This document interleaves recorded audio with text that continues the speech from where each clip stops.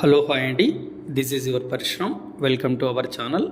Hour channel is ఆవిద్యా skit money channel. ముందుగా మా ఛానల్ తరపున నాది ఒక చిన్న రిక్వెస్ట్ అండి. మీరు ఎవరైనా మా వీడియోను మొదటిసారి చూసినట్లయితే లైక్ చేయండి. అదేవిధంగా ఇన్ఫర్మేషన్ ఎవరికైనా యూజ్ అవుతుంది అనుకున్నట్లయితే షేర్ చేయండి. ఇక రెగ్యులర్గా మా క్వాలిటీ అప్డేట్స్ మీరు పొందాలనుకున్నట్లయితే మా ఛానల్ని సబ్స్క్రైబ్ చేసుకోండి. ఎందుకంటే మా ఛానల్ని మళ్ళీ చూడండి అని మేము చెప్పడానికి గల ముఖ్య రీజన్ ఏంటంటే, మేము చెప్తున్నటువంటి వీడియోలు మీరు ఫాలో అయ్యి ఇన్వెస్ట్మెంట్ పెట్టినా పెట్టకపోయినా ఆ సెకండ్ థింగ్ అండి. జస్ట్ నేను ఈ వీడియోలు చేస్తున్నన్నీ కూడా కేవలం అవగాహన కోసం మాత్రమే చేస్తున్నా, కానీ మీరేదో పెట్టుబడులు పెట్టాలి, మీరేదో నష్టపోవాలనే ఉద్దేశం అయితే నాది కాదండి. మీరు పెట్టుబడులు పెడతారా, నష్టాల్లోకి వెళ్ళిపోతారా, లాభాలకు వెళ్ళిపోతారా అనేది that is your completely your personal.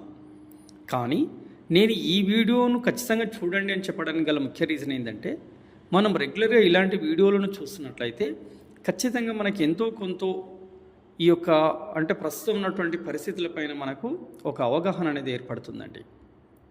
So ఆ ఉద్దేశంతో మాత్రమే, అంటే కరెంట్ అఫైర్స్ కానీ ప్రస్తుతం ప్రపంచంలో ఏం జరుగుతుందన్నటువంటి విషయాలు కూడా మీకు తెలుస్తాయనే ఉద్దేశంతో మాత్రమే మా వీడియోని రెగ్యులర్గా చూడండి అని మాత్రం నేను చెప్పడం జరుగుతుంది. ఇక ఇలాంటి వీడియోలో కొన్ని మంచి ఫ్యూచర్ గ్రోత్ ఉన్నటువంటి స్టాక్స్ని అయితే నేను ఇవ్వడం జరుగుతుందండి. కానీ అలాంటి స్టాక్స్లో మీరు ఇన్వెస్ట్ చేయాలనుకున్నట్లయితే మీరు దాని గురించి క్లియర్గా తెలుసుకున్న తర్వాతనే ఇన్వెస్ట్ చేసుకోండి. ఒకవేళ మీకు ఇంట్రెస్ట్ లేదు అంటే మాత్రం మీరు ఎట్టి పరిస్థితుల్లో మార్కెట్లోకి అయితే రావద్దండి. ఎందుకంటే నేను పదే చెప్తున్నటువంటి విషయం ఏంటంటే, స్టాక్ మార్కెట్ అంటే ఒక పెద్ద రిస్క్ అండి. మీరు ఎవరైనా రిస్క్ చేయగలము అనుకున్న వాళ్ళు మాత్రమే స్టాక్ మార్కెట్కి రండి. మేము రిస్క్ చేయలేము, మాతో ఉన్నటువంటి క్యాపిటల్ మాతోనే ఉంటేనే సేఫ్ ఉంటుంది అనుకున్న వాళ్ళు మాత్రం ఎట్టి పరిస్థితుల్లో ఇన్వెస్ట్మెంట్ అయితే చేయొద్దండి. ఎందుకంటే ఈ వీడియోలు కేవలం అవగాహన కొరకు మాత్రమే నేను చేయడం జరుగుతుంది. ఓకే అండి, ఇక ఈ వీడియోనైతే మనం కంటిన్యూ చేద్దాం. ఈ వీడియోలో మన కంటెంట్ వచ్చేసి ఒక స్మాల్ క్యాప్ కేటగిరీకి చెందినటువంటి ఫ్యూచర్లో మంచి పొటెన్షియల్ ఉన్నటువంటి స్టాక్ని అయితే నేను మీకు ఎక్స్ప్లెనేషన్ అయితే ఇవ్వబోతున్నానండి. ఇక ఈ స్టాక్ నేమ్ వచ్చేసి ఫ్రాగ్ సెల్సాట్ లిమిటెడ్ అండి. ఈ స్టాక్ను సెలెక్ట్ చేసుకోవడానికి గల ముఖ్య కారణాలు ఏంటంటే, మనం ముఖ్యంగా ఈరోజు ఉన్నటువంటి మార్కెట్లో ప్రస్తుతం మనకు కొన్ని కారణాలు అయితే ఉన్నాయండి. అంటే ఏదైనా సరే ప్రజెంట్గా ఉన్నటువంటి కారణాలను బేస్ చేసుకునే మనం స్టాక్ని సెలెక్ట్ చేసుకుంటాం. అది ఫ్యూచర్లో గ్రోత్ ఉందని మనం ఎలా చెప్పగలమండి? కొన్నిటిని బేస్ చేసుకుని మాత్రం మనం ఫ్యూచర్లో గ్రోత్ ఉందా లేదని మాత్రం చెప్పగలమండి. కాబట్టి అందుకు గల ముఖ్యమైన కారణాలు, లేదంటే కరెంట్గా ఉన్నటువంటి సిచ్యువేషన్ బేస్ చేసుకుని తీసుకున్నటువంటి కారణాలు వచ్చేసి మనకి ఏంటంటే, ఇందులో మొట్టమొదటిది ఇది టెలికామ్ ఎక్విప్మెంట్ సెక్టర్కి చెందినటువంటి స్టాక్ అండి. ఇక నెంబర్ 2 కారణం వచ్చేసి ఏంటి అంటే, 2024 డిసెంబర్ Q3 రిజల్ట్స్ మనం అబ్జర్వ్ చేసినట్టయితే ఇది బాగా పర్ఫామ్ చేయడం జరిగిందండి. అంటే మంచి రిటర్న్స్ అయితే ఇవ్వడం జరిగింది, మంచి గ్రోత్ అనేది చూపించింది. ఇక నెక్స్ట్ రీజన్ వచ్చేసి మనకి ఏంటంటే, ఈ కంపెనీ ఈ స్టాక్ అనేది ఒక సంవత్సరంలో 98% అంటే అరౌండ్గా 100% అనేది రిటర్న్స్ ఇచ్చిందండి. ఎవరైతే ఈ కంపెనీలో ఇన్వెస్ట్ చేసుకున్నారో వాళ్ళందరికీ కూడా 100% వరకు ఇది రిటర్న్స్ ఇవ్వగలిగింది. అంటే ఫర్ ఎగ్జాంపుల్ మనం 1 లక్ష రూపాయలు పెడితే అది డబుల్ అయిందండి. నెక్స్ట్ వచ్చేసి ఇంకొక రీజన్ చూసినట్టయితే, మనం 2024 డిసెంబర్ 31 నాటికి ఈ స్టాక్ యొక్క ఆర్డర్ బుక్ వచ్చేసి మనకి 1050 కోట్లు ఉందండి. అంటే మనకి ఆ రోజటి నాటికి, అంటే ఇప్పుడు ప్రస్తుతం మనం జనవరిలో ఉన్నాం, అంటే డిసెంబర్ నాటికి మనం దీని యొక్క ఆర్డర్ బుక్ను చూసినట్టయితే మనకు 1050 కోట్లు ఉందండి. సో కాబట్టి మనకు ఫ్యూచర్లో ఎంతో కొంతవరకు అయితే మాత్రం మనకు ఈ స్టాక్ గ్రోత్ చూపించేటువంటి అవకాశం ఉందని చెప్పడానికి ఇది ఒక ఆస్కారం. ఇక నెక్స్ట్ వచ్చేసి ఇవి యాక్చువల్గా అయితే ప్రస్తుతం ఈ స్టాక్ని ఇమీడియట్లీ సెలెక్ట్ చేసుకోవడానికి గల ముఖ్య కారణాలు ఇవి అండి. ఇక నెక్స్ట్ వచ్చేసి మనకి ఏంటంటే, ఏదైనా సరే ఎప్పుడైనా సరే మనం స్టాక్ మార్కెట్లో ఒక స్టాక్ని సెలెక్ట్ చేసుకుంటున్నామంటే ఖచ్చితంగా కొన్ని విషయాలు అయితే మనం గుర్తించుకోవాలండి. అందులో ఆల్రెడీ ప్రతి వీడియోలో చెప్తుంటాను, బట్ ఈ వీడియోలో కూడా చెప్తూ ఉంటాను. అందులో ముఖ్యంగా కొన్ని వచ్చేసి ఏంటి అంటే, మనకు ఈ కంపెనీ లేదా ఈ స్టాక్ బిజినెస్ ఎలా ఉంది, ఈ స్టాక్ లేదా ఈ కంపెనీ నుంచి ఇవి రిలీజ్ చేసేటువంటి ప్రొడక్ట్స్ ఏంటి, వాటికి మార్కెట్లో మంచి డిమాండ్ ఉందా లేదా, ఇక ఈ స్టాక్ యొక్క గ్రోత్ ఎంతవరకు ఉంది, ఫ్యూచర్లో కూడా ఈ స్టాక్కి లేదా ఈ కంపెనీకి మంచి గ్రోత్ ఉంటుందా, ఈ స్టాక్ యొక్క ప్రజెంట్ ఆర్డర్స్ ఏంటి, నెక్స్ట్ వచ్చేసి ఫండమెంటల్స్ కానీ టెక్నికల్ని కానీ మనం అంటే చార్ట్ని టెక్నికల్గా కానీ మనం అనాలిసిస్ చేసిన తర్వాత ఇలాంటి స్టాక్స్లోకి మనం ఎంటర్ అవ్వాల్సి ఉంటుందండి. లేకుండా ఇవన్నీ కూడా ఏం తెలుసుకోకుండా మనం గుడ్డిగా మనం స్టాక్లోకి ఎంటర్ అయ్యి స్టాక్లో ఇన్వెస్ట్ చేసినట్టయితే చాలా వరకు మనం ఎక్కువ టైం వెయిట్ చేయాల్సి ఉంటుంది. అదేవిధంగా అసలు ఎవరైతే గాబరా ఉంటారో అంటే భయంతో ఉంటారో వాళ్ళు భయపడి తొందరగా మనం పెట్టినటువంటి ఇన్వెస్ట్మెంట్స్ని లాస్కి వెళ్ళగానే దాన్ని అమ్ముకోవడం, లాస్లోకి వెళ్ళడం ఇలాంటివి జరుగుతుంది. కాబట్టి ఖచ్చితంగా మనం ఒక స్టాక్లో ఇన్వెస్ట్ చేస్తున్నామంటే వాటి గురించి క్లియర్గా మనకు ఒక ఐడియా ఉండాలండి. ఓకే అండి. ఇక మిగతా విషయాలను ఈ స్టాక్ గురించి నేను చూసినట్టయితే ఈ స్టాక్ అనేది మనకి 2004లో ఎస్టాబ్లిష్ చేయడం అనేది జరిగిందండి. ఇక ఈ స్టాక్ చేసే బిజినెస్ని చూసినట్లయితే మనకు ముఖ్యంగా ఇది మొబైల్ సర్వీస్ ప్రొవైడర్స్ని మరియు ఆపరేటర్స్ కోసం building coverage solution and mobile network యాక్సెసరీని తయారు చేస్తుందండి. అంటే బిల్డింగ్ కవరేజ్ సొల్యూషన్ అంటే ఏంటంటే మనకు ఒక బిల్డింగ్కు ఇంకొక బిల్డింగ్కు మధ్యలో గ్యాప్ ఉంటుంది కదండి. అంటే ఇక్కడ కొన్నిసార్లు మనకు నెట్వర్క్ ఇష్యూస్ అనేవి వస్తున్నాయండి. అలాంటివి రాకుండా ఆ బిల్డింగ్లోనే ఫర్ ఎగ్జాంపుల్ ఒక పెద్ద అపార్ట్మెంట్ అయితే ఈ పెద్ద అపార్ట్మెంట్లోనే 4-5 యాంటీనాలు కూడా తొలగిస్తుంటారండి. ఎందుకంటే నెట్వర్క్ ఇష్యూస్ రాకుండా. ఇందులో మనకు రిసీవర్స్ కానీ కొన్ని కేబుల్స్ కానీ ఈ విధంగా ఆ బిల్డింగ్కి అటాచ్ చేయడం జరుగుతుంది నెట్వర్క్ ఇష్యూస్ లేకుండా చూడడం కోసం. సో వీటిని మనం బిల్డింగ్ కవరేజ్ సొల్యూషన్స్ అంటాం. అదేవిధంగా మనకు మొబైల్ నెట్వర్క్ యాక్సెసరీస్ అంటే మనకి ఏంటంటే సింపుల్ ఎగ్జాంపుల్ చూసినట్టయితే మనకు మొబైల్ ఛార్జర్ కానీ పవర్ బ్యాంక్ కానీ హెడ్ ఫోన్స్ కానీ బ్లూటూత్ కానీ కేబుల్స్ కానీ ఇలాంటి ఎన్నో రకాలైనటువంటి మనకు యాక్సెసరీస్ని అయితే చూడొచ్చండి. మనం వీటన్నిటినీ తయారు చేసేటువంటి కంపెనీ మనం మాట్లాడుకున్నటువంటి కంపెనీ అండి. నెక్స్ట్ వచ్చేసి మనకు ఈ కంపెనీ లేదా ఈ స్టాక్ ప్రొడ్యూస్ చేసినటువంటి ప్రొడక్ట్స్ని మనం అబ్జర్వ్ చేసినట్టయితే ఆర్ఎఫ్ పరికరాలండి. ఆర్ఎఫ్ పరికరాలు అంటే ఆర్ఎఫ్ పరికరాలను కూడా ఇది తయారు చేసింది. అసలు ఆర్ఎఫ్ అంటే ఏంటి అంటే మనకు రేడియో ఫ్రీక్వెన్సీ ఎక్విప్మెంట్స్ అండి. అంటే అసలు దీని యొక్క ఉపయోగం ఏంటంటే మనకి ఇది వైర్లెస్ కమ్యూనికేషన్ని మరియు రిమోట్ కంట్రోల్ కోసం ఉపయోగించడం జరుగుతుంది. ఈ ఆర్ఎఫ్ అనేటువంటి పరికరాలను ఎక్కడ ఉపయోగిస్తామంటే మనం వైర్లెస్ కమ్యూనికేషన్. ఫర్ ఎగ్జాంపుల్ చూడండి, ఇప్పుడు మనం మాట్లాడుతున్నటువంటి మొబైల్స్ని మనం అబ్జర్వ్ చేసినట్టయితే ఇది వైర్లెస్ మొబైల్స్ అండి. ఇంతకుముందు మనం టెలిఫోన్ అబ్జర్వ్ చేసినట్టయితే మనం అది ఖచ్చితంగా మనకు కేబుల్తో కనెక్ట్ అయ్యేదండి. ఇప్పుడు అలాంటివి లేవు కదా. ప్రస్తుతం అందరం కూడా స్మార్ట్ ఫోన్స్ వాడుతున్నాం కాబట్టి వీటిని బెస్ట్ ఎగ్జాంపుల్గా మనం వైర్లెస్ కమ్యూనికేషన్గా చెప్పుకోవచ్చు. అదేవిధంగా రిమోట్ కంట్రోల్స్ అండి. ఇప్పుడు టీవీ కానీ లేదంటే ఏదైనా ఒక మనం కొన్ని వస్తువులను మనం అబ్జర్వ్ చేసినట్టయితే అవన్నీ కూడా రిమోట్తో మనం కంట్రోల్ చేస్తామండి. వీటిలో ఉపయోగించినటువంటి వాటిని మనం ఏమంటామంటే ఆర్ఎఫ్ పరికరాలు లేదంటే రేడియో ఫ్రీక్వెన్సీ ఎక్విప్మెంట్స్ అని అంటాం. వీటిని కూడా ఈ కంపెనీ అనేది తయారు చేస్తుందండి. ఇక అదేవిధంగా దీనితో పాటు 2G, 3G, 4G, 5G కోసం కూడా వైర్లెస్ కవరేజ్ని మెరుగుపరిచే విధంగా వాటిలో ఉన్నటువంటి చిన్న చిన్న సమస్యలను పరిష్కరిస్తుందండి. ఇదండి ఈ కంపెనీ యొక్క ప్రాముఖ్యత వచ్చేసి. అదేవిధంగా ముఖ్యంగా ఈ కంపెనీ ప్రొడక్ట్స్ని మనం చూసినట్టయితే చూడండి, టెలికామ్ ఎక్విప్మెంట్స్ కానీ అదేవిధంగా నెట్వర్క్ యాక్సెసరీస్ కానీ ఇది ముఖ్యంగా ప్రొడ్యూస్ చేస్తుందండి.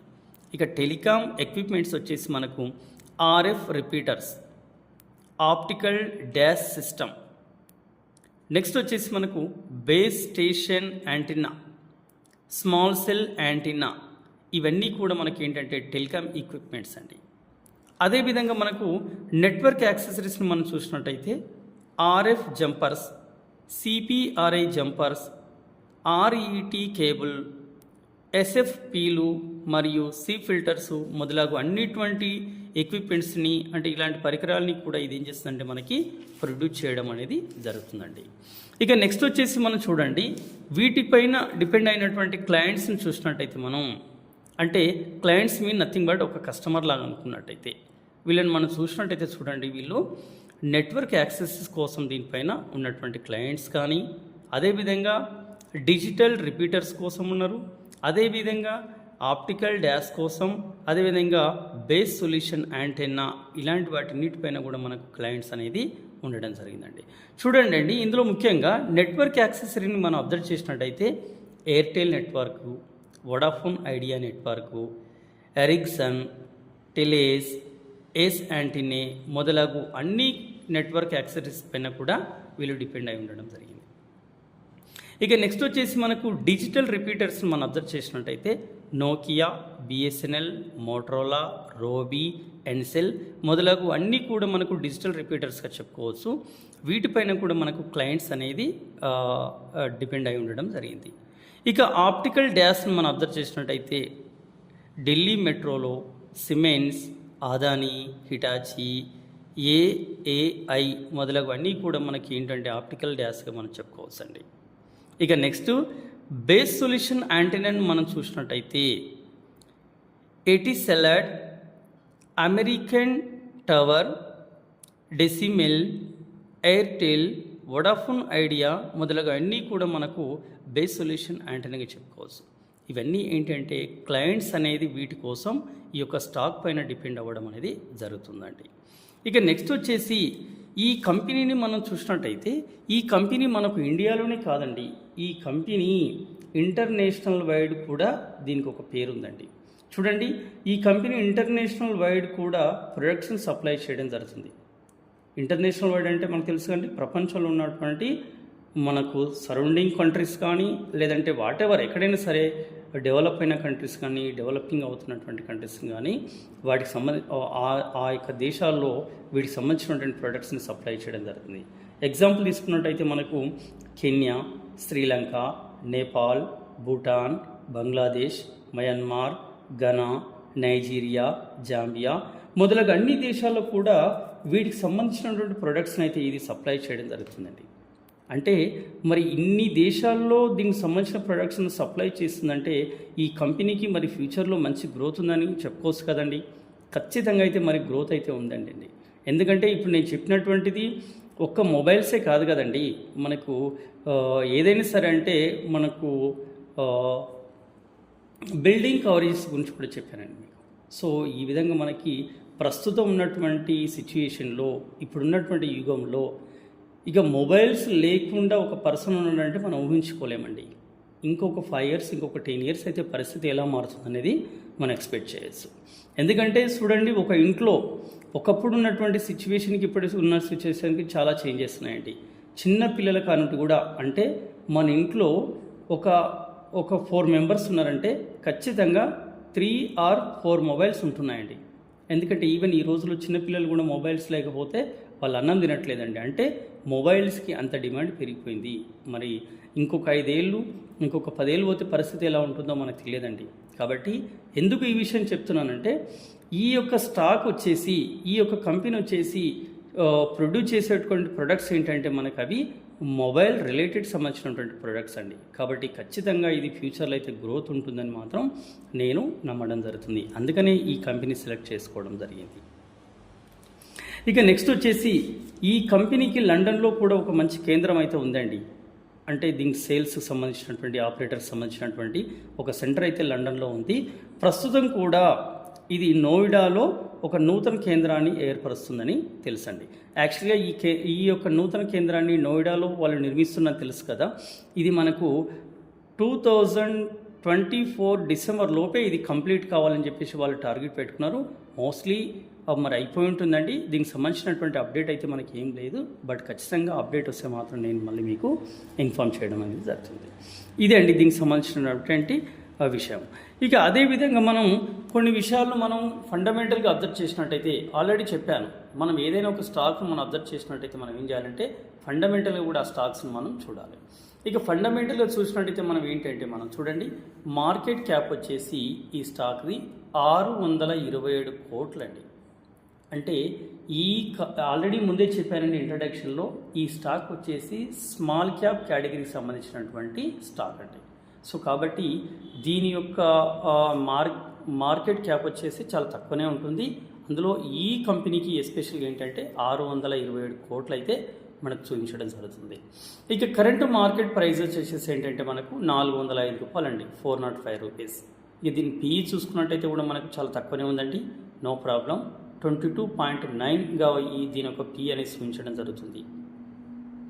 ఇక నెక్స్ట్ వచ్చేసి మనకు మిగతా దాంట్లో అంటే క్వార్టర్లీ రిజల్ట్స్ కానీ ఇయర్ అండ్ ఇయర్ రిజల్ట్స్ కానీ అలా చూసినట్టయితే మనకు చూడండి, ఇందులో మనకు క్వార్టర్లీ రిజల్ట్స్ని అబ్జర్వ్ చేసినట్టయితే 2022 నుంచి మనం చూద్దామండి. 2022 డిసెంబర్లో సేల్స్ వచ్చేసి మనకి ఏంది 38గా ఉందండి. మార్చ్లో 2023 మార్చ్లో 31గా, అండ్ జూన్ 2023లో 33 crores, అండ్ సెప్టెంబర్ 23లో 35, డిసెంబర్ 23లో 45, మార్చ్ 24లో 44, జూన్ 24లో 36, సెప్టెంబర్ 2024లో 44. ప్రస్తుతం రీసెంట్గా మొన్న కంప్లీట్ అయినటువంటి Q3 రిజల్ట్స్ 2024 డిసెంబర్లో 91 crores మనం చెప్పుకోవచ్చండి దీని సేల్స్. అదేవిధంగా ఆపరేటింగ్ ప్రాఫిట్ కూడా చూసినట్టయితే మనకు క్వార్టర్ ఏమవుతుందంటే మనకు పెరుగుతూ వస్తుందండి. చూడండి, 2022 డిసెంబర్లో మనకు 6 ఉన్నది, ప్రస్తుతం 2024 డిసెంబర్లో 22గా ఉందండి. అంటే మనకు ఆపరేటింగ్ ప్రాఫిట్ కూడా మనకి క్వార్టర్ చూసినట్టయితే మనకు పెరగడం జరిగింది. కాబట్టి దీన్ని మనం ఒక మంచి స్టాక్గానే మనం చెప్పుకోవచ్చు అండి. అదేవిధంగా దీనికి సంబంధించినటువంటి నెట్ ప్రాఫిట్స్ని చూసినట్టయితే మనకు చూడండి, నెట్ ప్రాఫిట్ వచ్చేసి మనకు 2022 డిసెంబర్లో మనకి 4 ఉన్నదండి, ప్రస్తుతం అది క్వార్టర్ పెరుగుతూ 2024 డిసెంబర్లో అంటే ప్రస్తుతం దీని యొక్క నెట్ ప్రాఫిట్ వచ్చేసి 16గా చూపిస్తుందండి. ఇక ఈపీఎస్ కూడా చూసినట్టయితే మనకు ఓవరాల్గా అది కూడా మనకు క్వార్టర్ పెరుగుతూనే వచ్చిందండి, no problem, no doubt at all దీని గురించి కూడా. అదేవిధంగా మనం ఇయర్ అండ్ ఇయర్ రిజల్ట్స్ కూడా మనం అబ్జర్వ్ చేసినట్టయితే చూడండి, ఇయర్ అండ్ ఇయర్ రిజల్ట్స్ వచ్చేసి మనకు 2022 మార్చ్లో మనకి 133 crores సేల్స్ ఉందండి, మార్చ్ 2023లో 135, మార్చ్ 2024లో 158 crores మనకు సేల్స్ అనేది చూపించడం జరుగుతుంది. ఇక ఆపరేటింగ్ ప్రాఫిట్ వస్తే కూడా 2022 మార్చ్లో 19, మార్చ్ 2023లో 25, మార్చ్ 2024లో 20గా ఇది చూపించడం జరుగుతుందండి. అంటే what ever year and year చూసినట్టయితే మనం ఈ యొక్క ఆపరేటింగ్ ప్రాఫిట్ కూడా పెరుగుతూ వచ్చింది, కానీ మార్చ్ 2024లో మాత్రం మనకి 20గా చూపించడం జరిగింది. అంటే ప్రీవియస్ ఇయర్తో కంపేర్ చేసినట్టయితే ఇది మనకు 5 వరకు తగ్గినట్టు కనిపిస్తుంది. అదేవిధంగా నెక్స్ట్ వచ్చేసి మనకి నెట్ ప్రాఫిట్ మనం అబ్జర్వ్ చేసినట్టయితే ఇయర్ అండ్ ఇయర్ చూడండి, 2022 మార్చ్లో మనకి నెట్ ప్రాఫిట్ వచ్చేసి మనకి 14 crores, అండ్ మార్చ్ 2023లో 15 crores, మార్చ్ 2024లో కూడా 15 crores అనేది ఉందండి. సో వాట్ ఎవర్ మనకి ఇక్కడ అంటే అమాంతం ఒకేసారి పెరిగినట్టు ఏం లేదు, కానీ ఇయర్ అండ్ ఇయర్ కూడా మనకు ప్రాఫిట్స్లో నెట్ ప్రాఫిట్స్ అనేది పెరుగుతూ వస్తుంది. బట్ లాస్ట్ ఇయర్తో కంపేర్ చేసినట్టయితే మనకు 2024 మార్చ్లో కూడా సేమ్ ఉంది, కాబట్టి మనకు ఈ కంపెనీలో అంతగా మనం గ్రోత్ చూడలేకపోయాము. ఇక ఈపీఎస్ కూడా మనం అబ్జర్వ్ చేసినట్టయితే మనకి 2023 మార్చ్లో చూసినట్టయితే మనకు 10.06గా ఉంది. అదేవిధంగా 2024లో చూసినట్టయితే మనకు 9.79గా ఉందండి. అంటే సరే వాట్ ఎవర్ ఈపీఎస్లో కొంచెం ఫ్లక్చుయేషన్స్ ఉన్నప్పటికీ కూడా ఇది మనం మంచి స్టాక్గానే మనం కన్సిడర్ అయితే చేయొచ్చండి. ఇక నెక్స్ట్ వచ్చేసి మనం బ్యాలెన్స్ షీట్ని అబ్జర్వ్ చేసినట్టయితే చూడండి, బ్యాలెన్స్ షీట్లో మనకి ఏముంటుందంటే మనకు ఈక్విటీ క్యాపిటల్ని అబ్జర్వ్ చేసినట్టయితే మనకి చూడండి 2022 మార్చ్ నుంచి మనం అబ్జర్వ్ చేసినట్టయితే 2022 మార్చ్లో 0.05గా ఉందండి ఈక్విటీ క్యాపిటల్ అంటే మనం ఇందులో ఎవరైతే షేర్లు పెట్టారో వాళ్ళ నుంచి తీసుకున్నటువంటి క్యాపిటల్ అండి. సో కాబట్టి ఈక్విటీ క్యాపిటల్ మనకు 0.05గా ఉంది 2022 మార్చ్లో. ఇక మార్చ్ 2023కి అది 15కి పెరిగింది, మార్చ్ 2024కి అగైన్ మళ్ళీ అది సేమ్ లెవెల్ని మెయింటైన్ చేసింది, అంటే 15 crores ఉంది.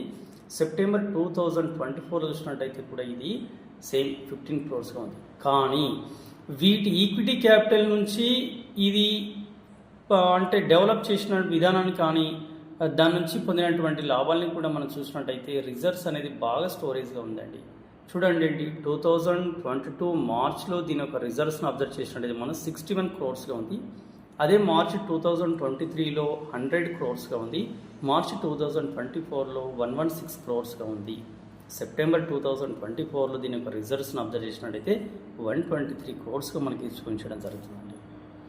ఇక నెక్స్ట్ వచ్చేసి మనకి ఏంటి అంటే మనకు ఇక ఫిక్స్డ్ అసెట్స్ చూసినట్టయితే కూడా దాని యొక్క స్థిరాస్తులుగా మనం కన్సిడర్ చేస్తాం కదా ఫిక్స్డ్ అసెట్స్ని. ఇవి మనకు స్టూడెంట్ అండి మనకి ఇయర్ ఆన్ ఇయర్ మనకు పెరుగుతూ వచ్చాయండి. అంటే 2021 నుంచి అబ్జర్వ్ చేసినట్టయితే 2021 మార్చ్లో 5గా ఉంది, 22 మార్చ్లో 6గా ఉంది, 2023లో 8 అండ్ 2024 మార్చ్లో ఇది 76గా మనకు ఫిక్స్డ్ అసెట్స్ చూపిస్తుంది. అంటే దాని వాల్యూ అంతగా చూపిస్తుందండి మనకి. ఇక సెప్టెంబర్ 2024లో కూడా మనకు 77గా చూస్తుంది. అంటే వీళ్ళు ఫిక్స్డ్ అసెట్స్ని అయితే వాళ్ళ యొక్క స్టాక్స్లో వాళ్ళ యొక్క కంపెనీలో పెంచుకోవడం జరుగుతుందండి. అంటే ఎప్పుడైతే ఫిక్స్డ్ అసెట్స్ పెరుగుతాయో అక్కడ మనకు పెట్టుబడిదారులకు ఇన్వెస్టర్స్కి అయితే ఎలాంటి ప్రాబ్లం అయితే ఉండదండి. సో కాబట్టి మనం ఇలాంటి స్టాక్స్లో ఇన్వెస్ట్ చేయడానికి భయం అయితే అవసరం లేదండి. ఇక నెక్స్ట్ వచ్చేసి టోటల్ అసెట్స్ కూడా చూడండి పెరుగుతూనే వచ్చాయి. అంటే 2022 మార్చ్లో 90 ఉంది, బట్ ప్రస్తుతానికి వచ్చేసి మనకి ఎంత ఉందంటే సెప్టెంబర్ 2024లో 189గా ఉంది. సో కాబట్టి టోటల్ అసెట్స్లో కూడా మనకి మంచి గ్రోత్ అనేది అయితే చూపిస్తూ ఉంటుందండి. అంటే అసెట్స్ అనేది పెరుగుతూ వస్తున్నాయండి. ఇక నెక్స్ట్ వచ్చేసి మనకు షేర్ హోల్డింగ్ ప్యాటర్న్ మనం అబ్జర్వ్ చేసినట్టయితే ఇందులో ప్రమోటర్స్ వచ్చి 72.71%గా ఉండడం జరిగిందండి. ఎప్పుడు 2024 సెప్టెంబర్లో. ఇక అంతకుముందు వచ్చేసి 74 ఆ విధంగా ఉన్నారండి. కానీ సమ్ వాటెవర్ కొంతమంది మాత్రం అంటే ప్రమోటర్స్ కూడా కొన్ని వాటాలను అయితే ఎన్నికి తీసుకోవడం జరిగింది. బట్ అది దానికి రీజన్స్ అయితే మనకేం చెప్పలేదండి. బట్ వాటెవర్ ప్రస్తుతం ఉన్నటువంటి అప్డేట్ ప్రకారం 2024 సెప్టెంబర్లో మాత్రమే ఇక్కడ 72.71%గా వాళ్ళకు ప్రమోటర్స్ వాటాలు అయితే ఉన్నాయండి. ఇక ఎఫ్ఐఎస్కి వీళ్ళకు జనరల్గా వీళ్ళు స్టార్టింగ్లో అంటే 2022 అక్టోబర్లో వీళ్ళకు 2.22% వాటాలు అయితే ఉండేటువంటి. ప్రస్తుతం మరి వీళ్ళ యొక్క వాటాలు అయితే వాళ్ళు వెనక్కి తీసుకోవడం జరిగింది. వాళ్ళ యొక్క వాటాలు వచ్చేసి ఇందులో కేవలం 0.01%గా మనకు అప్డేట్ చేసి చూపించడం జరుగుతుంది. ఇక డిఐఎస్ఎల్ని మనం అబ్జర్వ్ చేసినట్టయితే వాళ్ళు కూడా 2023 సెప్టెంబర్లో వాళ్ళకు 1.87 ఉండేయండి. కానీ ప్రస్తుతం వాళ్ళ యొక్క వాటాలను కూడా వాళ్ళు కంప్లీట్గా బ్యాకప్ చేసుకోవడం జరిగింది, వెనక్కి తీసుకోవడం జరిగింది. కాబట్టి ఇక్కడ డిఐఎస్ఎల్ యొక్క హస్తం మాత్రం ఏమీ లేదండి, 0. ఎఫ్ఐఎస్లకు మాత్రం 0.01%గా ఉంది. ఇది పెద్ద కన్సిడర్ చేయాల్సినటువంటి విషయం అయితే కాదండి. ఇక పబ్లిక్ వాటాలను మనం అబ్జర్వ్ చేసినట్టయితే 27.28%గా అయితే ఉందండి. అంటే సింపుల్గా ఇందులో ప్రమోటర్స్కి 72% అండ్ పబ్లిక్ 27%గా మనకు చూడడం జరుగుతుంది. సో ఇదండి మనకు కావాల్సినటువంటి డాటా ఇందులో నుంచి. సో ఏదైతేనేముందండి ఇది మనకు ఫండమెంటల్గా కూడా చూసినట్టయితే మోస్ట్లీ బాగానే ఉందండి. బట్ కానీ కంపెనీ కొంతకాలం అబ్జర్వ్ చేసిన తర్వాత మాత్రమే ఇందులో మనం ఇన్వెస్ట్ చేయాల్సి వస్తే చేయండి. ఇక అదేవిధంగా మనం టెక్నికల్గా కూడా చూసుకున్నట్లయితే చూడండి మనకి ఇది మనం డే చార్ట్ని మనం అబ్జర్వ్ చేసినట్టయితే అంటే డే క్యాండిల్ ఫ్రేమ్లో మనం చార్ట్ని అబ్జర్వ్ చేసినట్టయితే ఏం తెలుస్తుంది మనకి ఇక్కడ అంటే 2023 మే నుండి ఇప్పటి వరకు కూడా 287 నుండి 400 మధ్య జోన్లోనే ఇది ఉంటుందండి. కానీ ప్రస్తుతం ఇప్పుడు సిచ్యువేషన్లో 400 పైన అయితే ఇది క్లోజ్ అవ్వడం జరిగింది. ఒకవేళ 400 పైన ఇది సస్టైన్ అవ్వగలిగితే ఖచ్చితంగా మనకి ఇది గ్రోత్ అనేది అయితే చూపిస్తుందండి. మనకు కొంతకాలం ఆగిన తర్వాత ఇలాంటి స్టాక్లో అంటే ఈ స్టాక్లో ఎస్పెషల్లీ మీరు ఇన్వెస్ట్ చేసే వాళ్ళు ఎవరైనా ఉంటే మీరు కొంతకాలం ఆగి అది సస్టైన్ అవుతుందా లేదా చూసుకున్న తర్వాత మాత్రం ఇన్వెస్ట్ చేయగలరు. ఇదండి ఈ స్టాక్ సంబంధించినటువంటి కంప్లీట్ ఇన్ఫర్మేషన్. ఇంకా మీకు ఏమైనా డౌట్స్ ఉంటే మీరు మన కామెంట్ సెషన్లో కామెంట్ చేయండి. ఖచ్చితంగా మీ కామెంట్స్కి మేము రిప్లై ఇస్తామండి. Thank you.